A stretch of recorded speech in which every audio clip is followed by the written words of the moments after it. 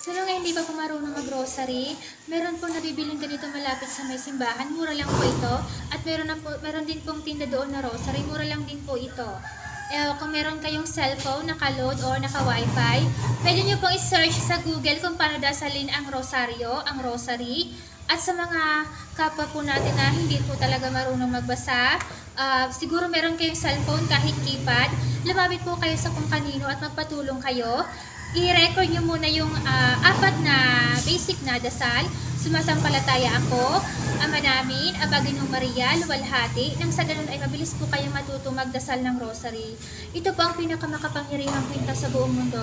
Ito po ay pagmamayari ng ating mahal na ina sa Birhen Maria. Ito po ang kailangan ng bansang Pilipinas at ng buong mundo ngayon. Lahat po ng Katolikong Pilipino ay magdadasal ng rosaryo bilang